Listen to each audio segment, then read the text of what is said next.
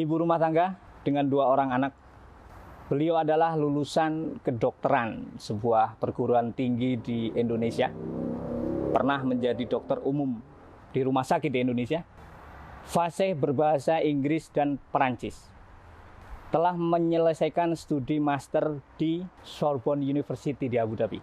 Dan sekarang menggeluti sebuah usaha di bidang fashion dan garment. Ken Debbie Immanuela. Selamat malam Mbak Debbie. Selamat malam Pak Rido. Boleh bebas saja. Saya manggilnya Mbak, Ibu, atau Ceng, atau siapa nih? Terserah Pak Dori aja. Oke, Mbak aja ya. Mbak aja, lebih casual. Iya, casual. Mbak Debbie adalah lulusan kedokteran, dan kita di sini akan bicara sesuatu yang menurut saya agak berbeda. Dari seorang dokter sekarang menjadi seorang boleh saya katakan desainer, founder and director yang bergerak di bidang batik, fashion. Fashion industry. Boleh cerita dasarnya Mbak Debbie karena suka atau memang berbakat dari kecil atau punya keturunan? Jadi emang dari zaman masih kecil tuh, saya tuh suka banget sama ya dress up gitu, maksudnya centil kalau bahasa Indonesianya gitu, suka pakai yang baju cantik-cantik, tapi nggak dilanjutin karena orang tua maunya anak-anak jadi dokter. Jadilah di sekolah kedokteran, tapi saat di sekolah kedokteran pun kan saat itu kita punya dress code jadi dokter. Di sekolah kedokteran kita harus pakai rok, pakai kemeja. Tapi ya karena emang suka di dunia suka fashion gitu, aku masih pakai heels, pakai mix and match antara atasan sama bawahan. Anyway, waktu masih di sekolah kedokteran, papa saya bilang, kamu tuh sebenarnya mau sekolah kedokteran apa mau sekolah fashion? Terus saya bilang, sekolah kedokteran. Ya harus dikurangin itu fashion-fashionnya, kurangin beli baju. Tapi emang dasar hobi ya, emang dasar itu. Terus setelah itu udah selesai jadi dokter, udah kerja jadi dokter, ternyata emang suka di dunia fashion itu tetap lanjut gitu, tetap udah jadi dokter sampai dia bilang pernah ada di rumah sakit dokternya glamor. Terus aku bilang, memangnya kalau jadi dokter nggak boleh glamor ya? Kita harusnya gimana sih gitu? Terus saya menikah sama suami saya, kita pindah ke Swiss. Pernah tinggal di Swiss? Pernah tinggal di Swiss 2 tahun.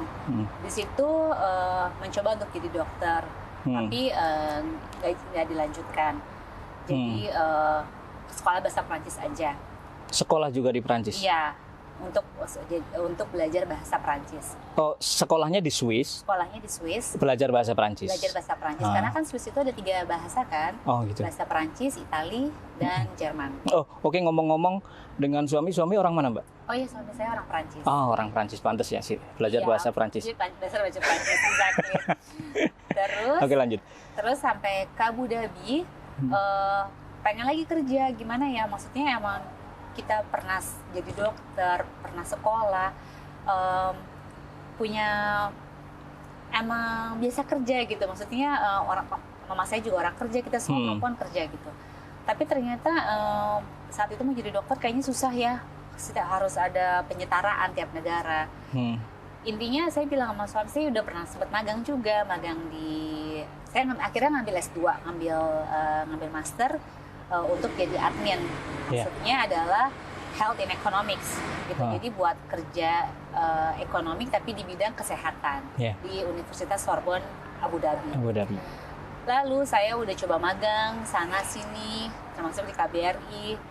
Ternyata saya punya passion di tempat lain.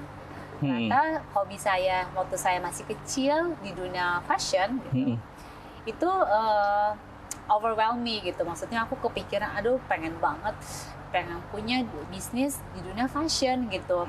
Dan itu bolak-balik ngomong ke suami, kenapa ya saya nggak bikin usaha batik aja gitu. Kata suami saya, ya terserah aja gitu, emang kamu suka. Iya, emang kan kita kan orang Indonesia, pertama kita suka pakai batik. Kita ada hari batik, hari Jumat dan saat itu kan, nggak tahu hari ini, nggak tahu sekarang. Terus lihat di komunitas banyak orang Indonesia jualan batik gitu di grup-grup. Tapi kok batiknya biasa aja ya gitu. Maksudnya batik-batik yang bisa kita temuin di department store. Batik yang lazim dipakai ya. Lazim dipakai gitu. Terus dengan saya yang menikah dengan orang asing, saya suka pakai batik ke kalangan teman-teman komunitas Perancis, non Indonesia. Terus mereka bilang cantik ya, ini dress kamu gitu. Apanya yang bikin cantik, saya tanya gitu kan. Motifnya, oh ya ini batik. Terus desainnya, terus saya bilang, saya udah punya desain-desain saya sendiri. Ini saya desain sendiri. Oh ya, kamu harusnya kembangin itu. Lalu jadilah, ya udah deh, kenapa enggak gitu. Dari dulu berarti memang sudah suka fashion. Iya. Meskipun menjadi dokter. Lebih suka mana nih, kedokteran dengan fashion atau usaha di dunia batik? Ya kembali lagi cerita itu, ya kalau bisa dibilang emang jadi dokter itu bukan passion saya. Oh bukan? Itu bukan. Sudah jadi keputusan. Sudah jadi keputusan. Saat lulus SMA, papa sama mama nanya kamu mau masuk apa? Nggak tahu. Ya udah masuk dokteran aja. Udah titik, nggak dikasih option yang lain. Ya udah dijalanin jadi dokter. Sekolah aku saat itu 7 tahun. Teman-teman banyak yang harusnya nomornya jadi dokter kan 6 tahun maksimum. Saya 7 tahun setengah, agak lama ya gitu. Tapi kita jadi dokter, kerja di rumah sakit juga jadi dokter. Tapi ternyata merasa kayaknya bukan jadi dokter di passion saya karena kerjaan itu between life and death, stressful. Iya. Gitu. Lebih condong ke nilai kemanusiaan ya. Lebih condong ke kemanusiaan, lebih ke sosial gitu, ketemu ya. Sama orang, ketemu sama pasien, ngomongin sakitnya dia gitu. Tapi kalau udah life and death, apalagi di emergency room, aduh. Beban. Ya. Beban hidup, bener. Pernah mengalami sesuatu hal yang nggak bagus ketika di dunia kedokteran? Maksudnya yang terkait dengan sosial dan kemanusiaan. Kalau di emergency room pastinya. Itu membuat trauma atau enggak? Nggak trauma sih. It was fun. Fun aja. Tapi itu bukan menjadi dasar kenapa beralih ke dunia fashion ya? Bukan. Mungkin karena kan ada orang memiliki sebuah profesi sebelumnya karena ada sebuah traumatik atau nggak nyaman di dunia itu. Sehingga dia beralih profesi. Tapi itu bukan alasan Mbak Debbie, bukan. Jadi memang karena memang dasar suka dari hati, suka fashion dan akhirnya menggeluti sekarang. Mungkin karena juga pilihan hidup saat itu karena saya menikah dengan dengan seorang laki-laki yang kerjaannya itu stressful. Saat saya kerja, dia juga kerja dengan kerjaan saya sebagai dokter saat itu dan juga kerja dia sebagai engineer. Stressful, kok kayaknya di rumah tuh stressful gitu. Oh ya. Jadi saya pernah coba obrol gitu at the beginning, apa bisa saya berhenti kerja gitu. Saya ganti yang lain. Saat itu saya belum jadi di dunia batik ya. Terus suami saya bilang, apa aja yang kamu suka, yang penting kamu happy. Terus saya berhenti jadi dokter. Dan I was happy gitu. Karena ternyata balance itu penting dalam satu rumah tangga. Satu yang kerjaannya yang luar biasa stressful. Nah satu lagi lebih fun tanda kutip. Sejak kapan Mbak memulai dunia batik? Di dunia batik ini dari April 2019. 2019, sekarang 2022. Baru berjalan 3 tahun? Iya. Kurang lebih? Iya. Dan survive. Sama COVID. Sama COVID? Sama COVID pun survive. Oke, nanti kita bicarakan masalah COVID. 2019 Mbak Debbie memulai usaha, posisi sudah di Abu Dhabi atau di Indonesia? Sudah di Abu Dhabi karena kita dari Swiss. Oh, dari Swiss. Dari Swiss kita langsung ke Abu Dhabi. Mbak Debbie di Abu Dhabi tahun berapa? Di Abu Dhabi tahun 2016. 2016. Belum terbersit. Oh, 2016 tadi sampai 2019 masih coba sampai menyelesaikan S2 di sini ya. Nah, setelah itu memutuskan untuk terjun di dunia batik. Dan saya membaca sedikit Mbak Debbie sudah punya license. Iya. Tentang usaha bisnis batik untuk memasarkan di UAE. Iya, benar. Ya, tahun berapa itu mendapatkannya? Tahun 2020 saat COVID itu.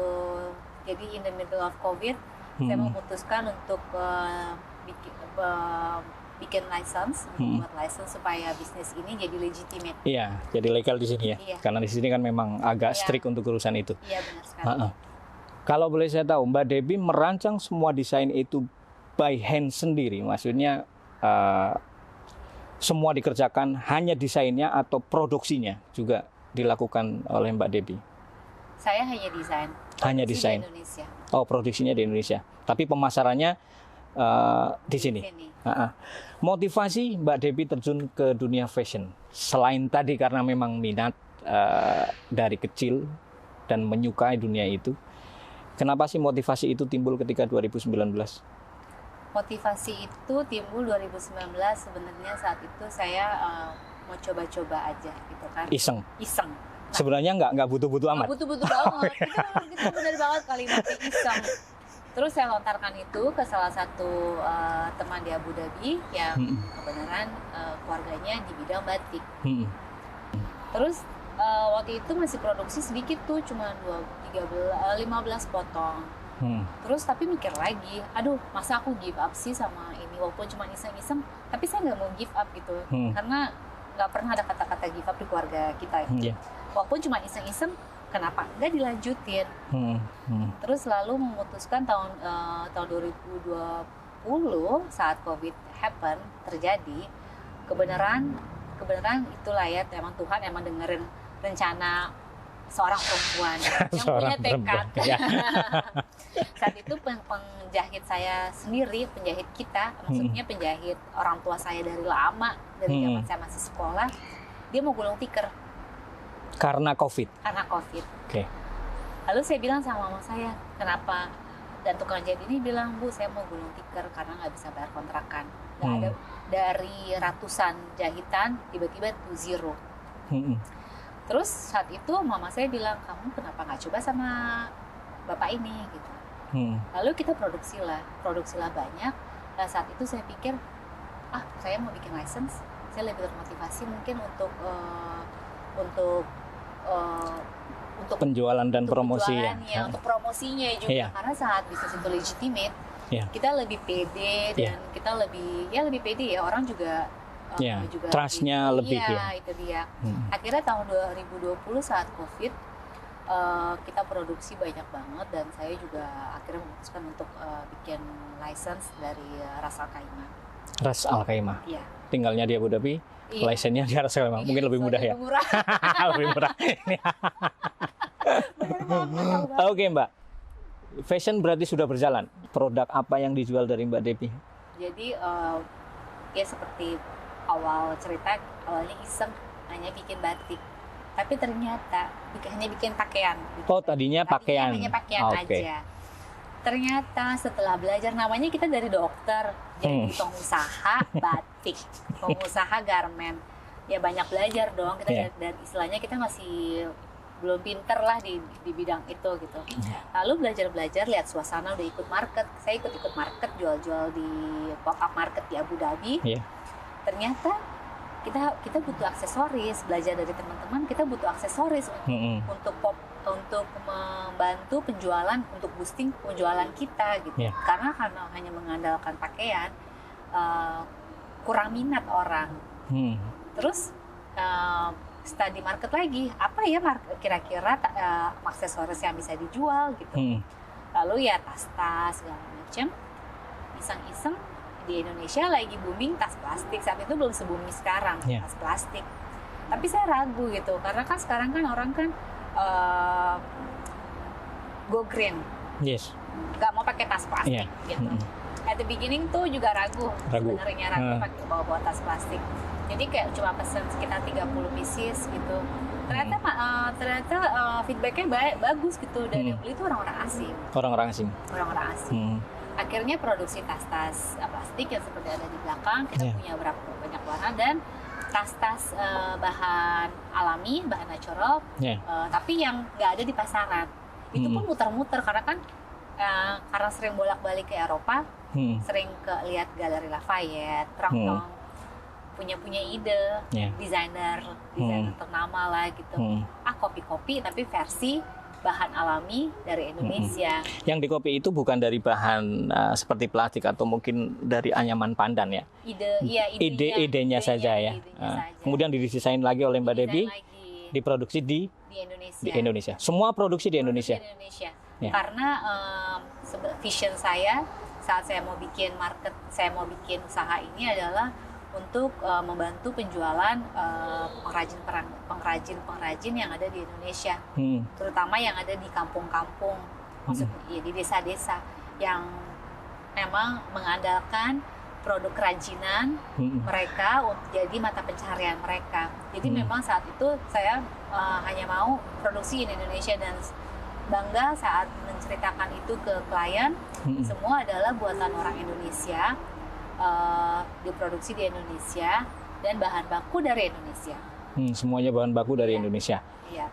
Dan pastinya mereka nanya, apakah kamu orang Indonesia? Pastinya saya orang Indonesia. Jadi ambasador dari negara sendiri. Tadi Mbak Debbie mengatakan kebanyakan yang membeli adalah warga asing. Ada warga Indonesia yang membeli?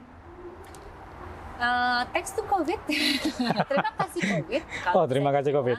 Maksudnya karena COVID kita nggak bisa traveling. Kita nggak bisa traveling, ternyata orang Indonesia yang nggak bisa traveling karena keribetan dengan peraturan protokol dan lain-lain ya. Protokol kesehatan di Indonesia. Dan mereka butuh batik. Kita kan orang Indonesia butuh batik. Dan berawal dari 1-2 orang Indonesia lalu merambat karena mereka awalnya itu seperti mereka dia tanya apakah ini ngambil di mana? Enggak, ini desain sendiri. Oh iya, desain sendiri. Lalu mereka datang ke rumah ngecek 1-2 orang, mereka bikin video. Lalu ternyata dari 1-2 orang ini sekarang, bisa menyebar. Iya, bisa menyebar. Jadi sekarang pasaran saya ada banyak orang Indonesia, banyak orang asing juga, orang Eropa, orang South America. Southeast Asian, ya multinasional. Oke, Mbak Debbie punya pasar orang Indonesia dan orang asing. Dan Mbak Debbie sebagai founder dan director sekaligus memasarkan produk. Gimana cara? Ada kesulitan di awal-awal atau memang hanya kalau di Jawa itu gedok tular ya? Hanya roaming. Hanya karena misalnya dari teman ke teman akhirnya teman-teman tahu, atau memang Mbak Debbie karena serius sampai membuat sebuah perizinan di sini, Mbak Debbie memang memasarkan door to door atau office to office atau punya galeri di sini? Awal pemasaran itu sulit ya, karena memang yang bantu itu teman-teman sendiri. Tapi kan saat itu desainnya juga belum begitu banyak. Terus teman juga punya kapasitas. Maksudnya mungkin mereka bisa beli 1 atau 2. Ya, tapi sebatas itu gitu. Tapi akhirnya karena makin banyak desain, emang dari mulut ke mulut, emang dari teman ke teman dan join komunitas, memang itu benar sih. Tapi kalau dibilang sulit apa enggak, itu sulit gitu. Karena kan gimana kita bisa meyakinkan customer atau teman garis miring customer, gimana meyakinkan mereka untuk bisa membeli produk saya, apakah produk saya itu bagus, karena saat mereka cek pun mereka tuh pegang bahannya. Apa bener ini cotton? Waktu saya bilang ini pure cotton Indonesia, Masa sih Debbie, apa kalau dicuci luntur? Apa kalau dicuci apa tuh namanya? Keriput jadi ya. Mengecil gitu ya. Mereka tes 1, beli 1 gitu. Ternyata mereka telepon lagi, balik lagi. Jadi saya mau datang, beli lagi bersama teman saya. Ternyata apa yang kamu ngomongin itu benar. Produk kamu itu nggak luntur, bahannya katun, nggak mengecil. Jadi ya itu awalnya dari mulut ke mulut. Ya seperti MLM kalau kita bilang.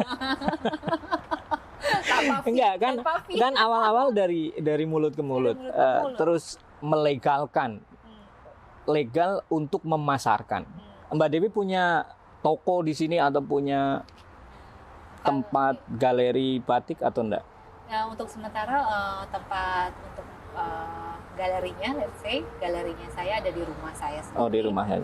Jadi kita saya jadi nggak banyak konsumsi biaya Ya. untuk sewa tempat ya. sewa tempat. Lalu saya punya display juga di toko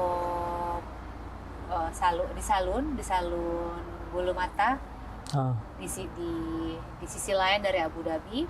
Jadi mereka punya beberapa produk saya sebagai display dan dari display itu juga mereka bisa jualin. Jadi untuk sementara ada di rumah saya atau ada di display, ada di salon. Oh, di salon itu by order atau by order. By Ya. order. Bisnis artisan itu tidak dibuat banyak ya, Mbak. Benar. Tidak dibuat seperti pabrik kaos dengan tipe A akan banyak ratusan kaos.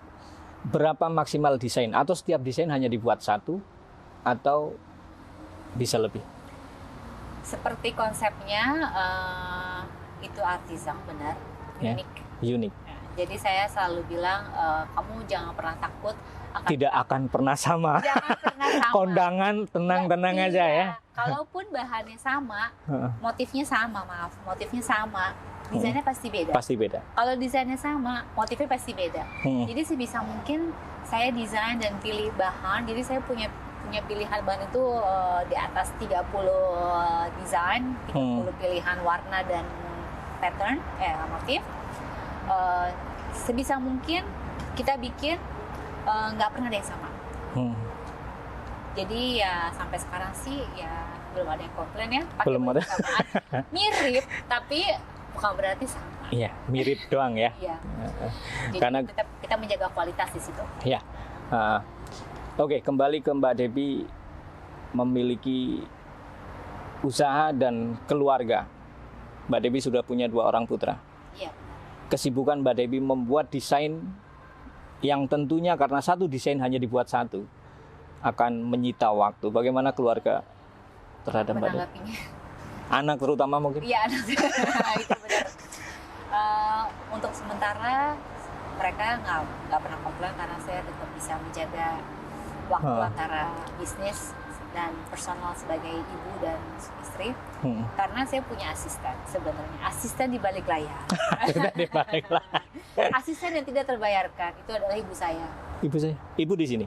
Ibu saya dari Jakarta. Oh, di Jakarta? Iya. Jadi ibu saya adalah wanita di balik kesuksesan saya. Tentunya. Tentunya. Sangat mendukung. Sangat mendukung. Meskipun tadinya disekolahkan di kedokteran. Iya. Dan dia adalah satu-satunya ibu yang menyekolahkan dokter dan nggak pernah komplain. Kamu kenapa nggak jadi dokter lagi? Karena saya punya banyak teman-teman. Kenapa kamu nggak jadi dokter lagi? Anaknya nggak jadi dokter. Tapi ibu saya nggak pernah bilang begitu. Ibu saya yang menyekolahin 2 dokter. Dia bilang yang penting kamu harus berkarya, kamu harus kerja, kamu harus menyalurkan semua ide-ide kamu, kreasi kamu, supaya otak kamu tetap bekerja. Nggak harus jadi dokter, apapun yang bikin kamu happy. Jadinya ternyata saat saya memulai merintis bisnis ini, ibu saya adalah wanita di balik kesuksesan saya. Terlepas suami saya juga mendukung saya, maksud saya tentunya di luar dunia, di luar keluarga inti saya, ada ibu saya yang adalah asisten saya. Berarti keluarga, suami sangat mendukung. Sangat mendukung. Jadi saya kasih desain, saya bilang sama ibu saya, desain ini mami, saya panggil ibu saya mami yang pilihin bahannya kan ada di rumah, karena di rumah orang tua saya di Jakarta adalah warehouse. Oke. Semua stok-stok tas saya, kain-kain saya semua ada di rumah ibu, ada di rumah mami. Jadi ya untuk kesulitan memilih desain sih sebenarnya sampai sekarang belum pernah ada kesulitan waktu bagi waktu antara kerja untuk desain produksi dan keluarga belum ada. Toh kerjanya juga di rumah ya? Kerjanya juga di rumah, working from home. Tapi memang misalnya saat saya nganterin anak-anak untuk aktivitas di luar sekolah, saya biasanya suka bawa komputer atau saya bawa catatan, saya sambil tulis-tulis, sambil gambar-gambar. Habis itu saya foto-foto ke ibu saya. Mami yang ini, kainnya ini, mami kainnya ini, motif ini, kainnya ini. Jadi kita udah bikin list ya, semua juga udah terorganisir, nggak berantakan gitu. Apa ada target setiap bulannya? Harus saya harus 100 desain nih setiap bulan. Berarti satu hari harus 3 desain misalnya. Atau jalan aja. Sebenarnya jalan aja, tapi nggak juga sih. Sebenarnya setiap 3 bulan kita ganti desain mengikuti tren yang sedang ada gitu. Kembali lagi karena sering bolak-balik ke Eropa, berubah-ubah ya. Berubah-ubah. Kita ngikutin yang ini lagi musim summer, autumn, habis itu winter, spring, summer. Jadi kita ngikutin fashion juga. Jadi setiap 3 bulan kita ganti desain. Tapi kurang lebih desainnya itu karena saya punya ciri khas dari batik saya adalah bohemian. Bohemian itu mungkin Pak Dori sendiri kurang tahu apa artinya bohemian. Coba boleh dijelaskan. Kalau bohemian bahasa gaulnya itu artinya kayak free soul. Jadi maksudnya adalah pakai bohemian itu kita pakainya tuh loose, casual, nggak sempit-sempit, nggak, lebih flowy. Nah, saya pengennya begitu. Tetap menjaga itunya sebagai ciri khas. Sebagai ciri khas. Karena waktu membuat kreasi saya ini, Les Femmes Batik, saya emang tujuannya pengen mendesain batik yang original. Kalau kita pakai batik misalnya kayak Pak Dori kan, batiknya emang batik umum. Kalau misalnya nih, saya suka nih sama motif ini, saya bisa bikin yang rimpel-rimpel, nanti pakai bahan organza supaya dibikin lebih modern. Jadi orang asing juga mereka saat lihat desain yang luar biasa, maksudnya yang kesannya berbeda gitu ya. Berbeda gitu, nggak konservatif gitu dia. Kata-katanya nggak konservatif. Tadi saya mendengar kata apa brandnya tadi? Les Femmes Batik. Les Femmes Batik. Les Femmes itu apa artinya? Les Femmes itu bahasa Perancis. Bahasa Perancis. Wanita plural. Wanita. Batik. E itu dan. Jadi wanita dan batik. Les Femmes. Batik. Les Femmes Batik. Les Femmes Batik. Berarti biar keren. brandnya adalah Les Femmes Batik. Susah banget sih bahasa Prancis. Iya. Tapi katanya kalau namanya ke Prancis-Prancisan menjual. Lebih menjual. Bukan karena suaminya orang Prancis. Itu juga karena suami orang Prancis. Kebenaran. Atau yang mengasih nama suami bukan? Enggak pernah. Tapi saat itu saya punya banyak nama. Saat kita mau bikin license, legalin semua itu saya banyak kasih nama, tanya-tanya ke orang tua, tanya ke keluarga, tanya ke suami apa yang bagus. Terus mereka memang setuju juga Les Femmes Batik. Les Femmes Batik. Iya. Mbak Debbie hanya mendesain baju untuk perempuan karena Les Femmes wanita dan batik hanya untuk perempuan. Tidak menerima pesanan untuk laki-laki. Untuk sementara belum. Berarti kalau misalnya terima pesanan untuk laki-laki namanya bukan Les Femmes Batik. Iya. Benar nggak? Benar. Karena target, kalau kita ngomongin sedikit bisnis, karena target pasar paling besar adalah perempuan tentunya. Bapak setuju dong? Setuju banget, karena perempuan memang paling banyak beli baju. Paling banyak beli baju, paling banyak beli aksesoris. Laki-laki mah sama aja. Karena desainnya kemeja lagi, ajang pendek, ini itu aja. Perempuan pagi beda, siang beda, malam beda. Benar. Perempuan. Oke, omsetnya udah berapa Mbak? Sensitif, Bim. Oke, kalau kita nggak bicara masalah total, tapi kisaran penjualan dalam setiap bulan, semua ya, dari mulai baju, aksesoris atau yang lain, kira-kira berapa sih? Ini ngomongin 2022 apa kita? Mana yang paling besar dari rentang waktu 2019 sampai 2022?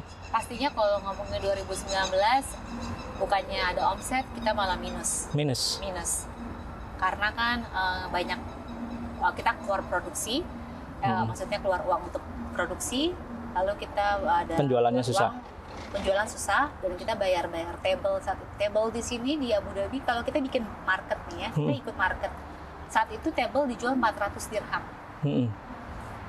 Kalau kita dapat penjualan saat itu ya, kadang-kadang udah ikut 4 kali market, zero penghasilan. Jadi 2019 let's say minus.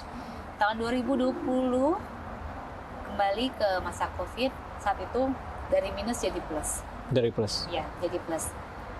Kalau ngomongin omset dari 2020 sampai 2021 dan sekarang paling besar ya jelas 2021. 2021. Ya.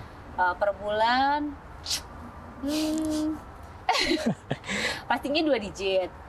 2 digit apa nih? 2 digit 2 digit 2 digit ya? rupiah, dirham, dolar kan beda-beda ya kita. Ya, satu bulan let's say dari tahun 2020 satu bulan paling nggak saya dapat sekitar 10.000 dirham ya. 10.000 dirham. Melebihi gaji-gaji pegawai yang lebih gaji dokter saat itu saat kerja. Oh, di Indonesia. Di Indonesia. Emang dokter loh. Dokter. Iya. Tapi kan kalau dokter praktek di luar dia gaji. Dokter baru, dokter praktek di baru di rumah sakit gajinya. Kita ngomongin bisnis ya ini. Iya, ngomongin bisnis. Enggak, kita hanya membandingkan kan. Ya bersyukur emang cocoknya jadi pebisnis. Kita kan ngomonginnya duit mulu. Ya kalau kepengen kaya memang harus bisnis ya. Iya. Luar biasa. Iya, 10.000 sekarang. Berarti kalau 10.000 itu berapa sih harga paling murah nih? Harga paling murah didirhamkan atau di harga paling murah dari produk saya ya. Harga paling murah itu adalah 50 dirham untuk tas yang kecil. Tas yang mana? Yang putih? Yang putih handbag ya. Oke. Itu 50 dirham. Paling murah. 50 dirham kalau dirupiahkan sekitar 180. Iya. Kurang lebih. Paling murah 180.000. Luar biasa. Itu yang paling mahal sekarang kalau saya tanya. Yang paling mahal. Belak-belakan kan? Ya, boleh kan? Ya, boleh dong. Boleh. Yang paling mahal itu adalah pakaian. Long dress. Karena kita makan 2 bahan, itu 275 dirham. 275 dirham.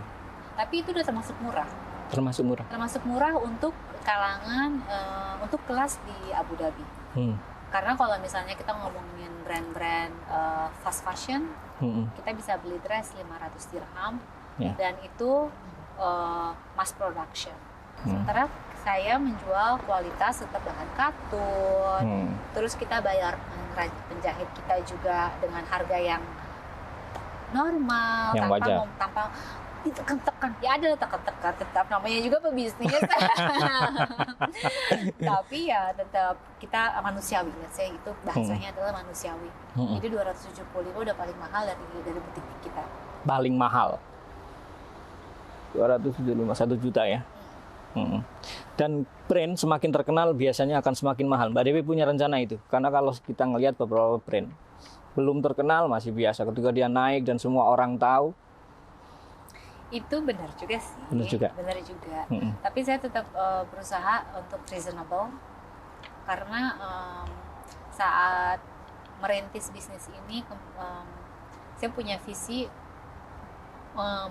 mengembangkan potensi-potensi yang ada di Indonesia, membantu orang-orang pengrajin yang ada di Indonesia, memberikan lapangan kerja kepada orang-orang Indonesia. Kalau saya kasih harga mahal-mahal, nanti orang nggak beli. Dan mereka nggak punya pekerjaan ya. Lalu saya kurangnya produksi. Jadi itu banyak efeknya gitu. Kalau untuk menaikin harga pastinya ada ya, karena kan saya bayar license itu juga mahal. Kita produksi, kita pemasaran. Tapi tetap nggak signifikan untuk naikin harga itu. Jadi misalnya harganya 50 dirham, besok nggak mungkin saya jual 70 dirham. Akan tetap reasonable supaya kita tetap banyak produksi gitu. Tetap bisa. Jadi visinya untuk membantu orang-orang di kampung, di desa, di Indonesia tetap tercapai gitu. Karena mereka punya kuantitas produksi lebih besar. Iya, itu dia. Kalau tas juga diproduksi secara massal dengan satu desain atau kalau aksesoris mungkin kan beda dengan baju ya. Iya. Mungkin satu tas dengan satu motif bisa dibuat Ya, itu beberapa. Ya. Kalau misalnya kita bilang mass production benar juga sih ya, karena memang desainnya satu, tapi dibikinnya banyak. Ya. Mungkin dengan warna atau itu yang berbeda. Yang beda. Tapi kita tetap bisa bilang ini artisan, karena tetap dibikin mass productionnya pun enggak terlalu banyak. Iya. Tapi kayak desain yang ini saya bisa jelasin, desain yang warna hitam ini custom buat produk saya, karena saya minta pakai double clip. Ya. Oke. Terus yang pandan ini adalah juga kreasi saya minta untuk bucket bag, tas bakul, dan di dalamnya pakai batik. Pakai batik? Iya. Oh, di dalam keranjang? Di dalam tasnya pakai batik. Iya. Dan itu hanya kreasi, dibikin hanya untuk saya. Mbak Dewi pernah cerita ke saya bahwa ada beberapa item yang Mbak Dewi jual dan dia memiliki cerita atau story. Iya. Boleh diceritakan apa itu barangnya atau mungkin? Iya, jadi saya mau cerita sedikit. Ini ada 2 tas. Yang mana ini? Yang hitam dan yang tas bakul. Oke. Yang ini personal bag saya yang warna hitam. Jadi tas ini sebenarnya tas hitam biasa. Kita sebutnya sherry bag. Sherry itu sayang kalau bahasa Prancis. Susah bahasa. Tas ini tas paling laku. Model tas ini warna hitam. Lalu suatu saat saya ketemu artis di market. Market itu tempat kita ketemu banyak penjual perajin ya. Saya ketemu artis dan kita cerita-cerita. Dia bilang, kamu produknya dari mana? Dari Indonesia. Oh, saya sih. Dia juga ternyata orang Asia, dari Singapura, dan dia artis. Terus saya tanya-tanya dong tentang produknya dia. Kamu melukis apa? Saya melukis kampung halaman saya di Singapura, Botanical Garden. Terus saya bilang, kita kolaborasi yuk.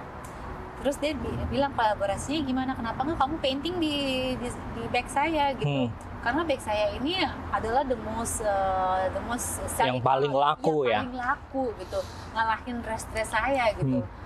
Bags ini luar biasa penjualannya. Terus dia bilang kenapa enggak? Lalu dia mencoba painting di sini dan di satu lagi tas bakul di beda media, satu media pandan natural ya. Dan satu lagi plastik. Jadi at the same time saya bantu si artis ini makin lebih populer dan juga saya punya memberikan ciri khas di produk saya. Bisa loh tas kamu ini yang kamu beli di saya bisa dilukis jadi lebih otentik gitu. Jadi itu salah satu yang berkesan. Dan kedua adalah aksesoris kalung. Kalau misalnya saya boleh ambil? Boleh.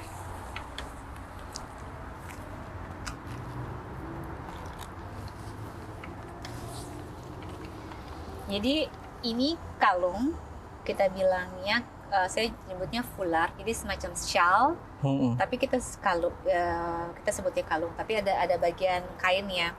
Jadi 2 kalung ini, bukan 2 ya, kita produksi. Saat saya mau produksi ini adalah teman saya yang meminta saya untuk produksi, karena waktu itu dia bilang, kita bantu keluarga saya yuk, bukan keluarga terdekat, tapi salah satu keluarga jauhnya dia.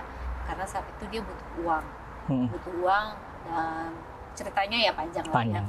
Terus karena saya dan teman saya kita punya prinsip, kita senang memberi ladang kerja buat orang daripada hanya kasih uang.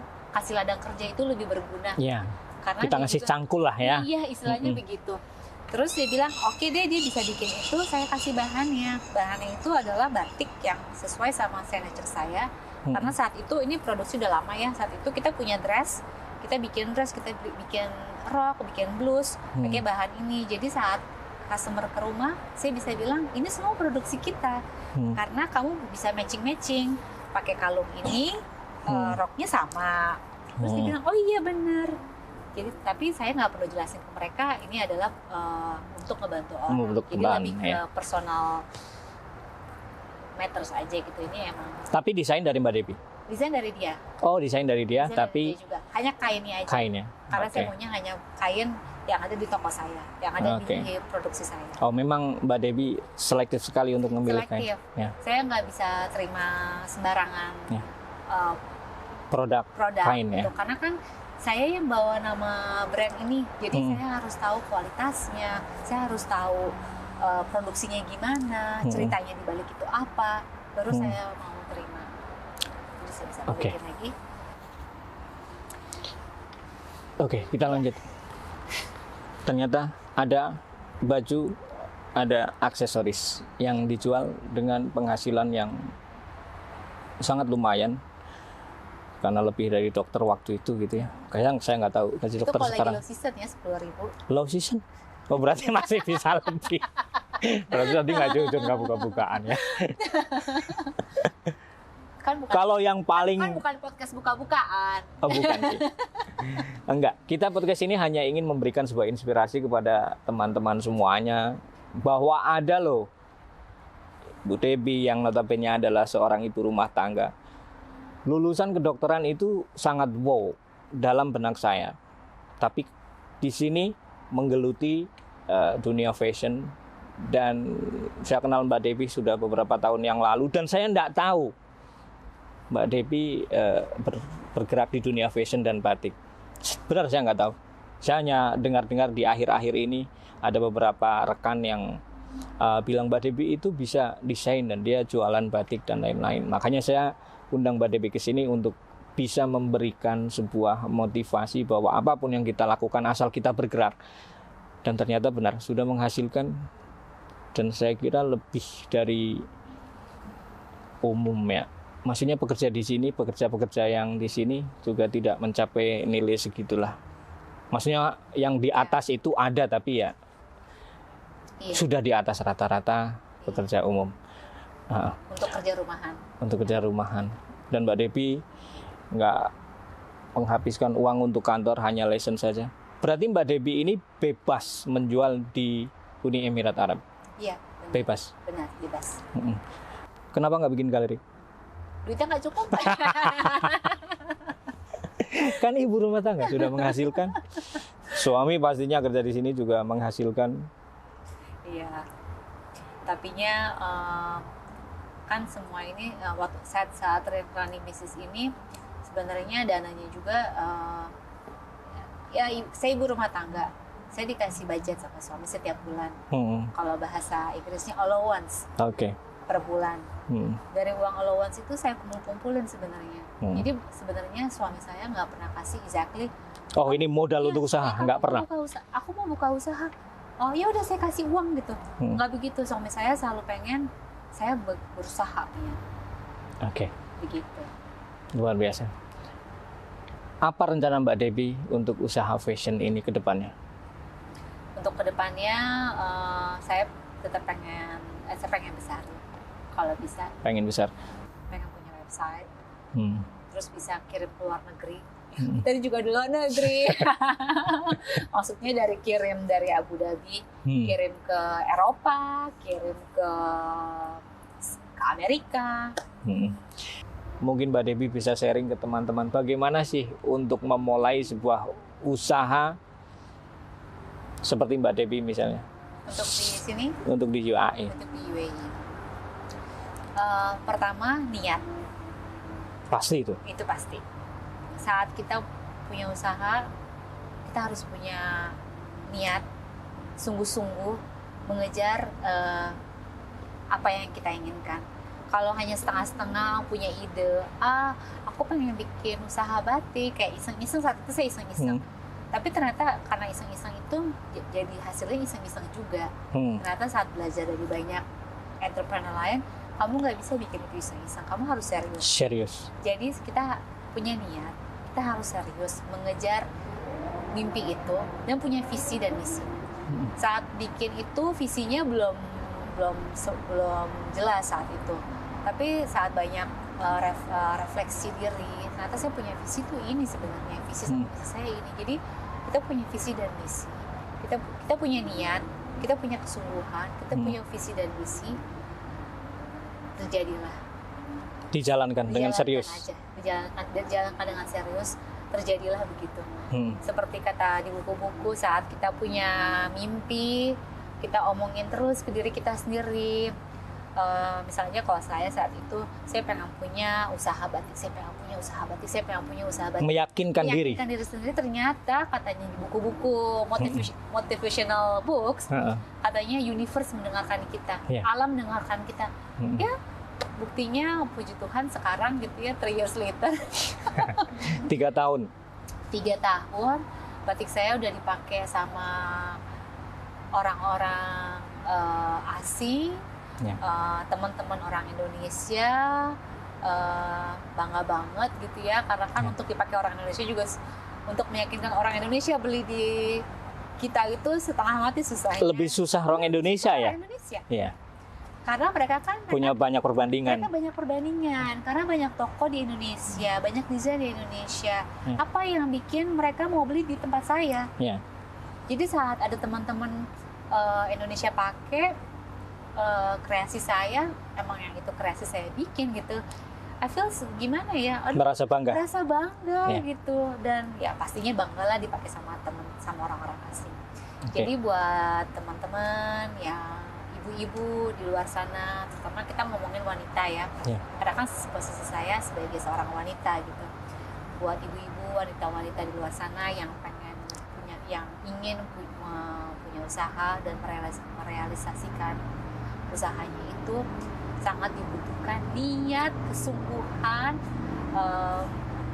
dan motivasi diri untuk sungguh-sungguh di situ.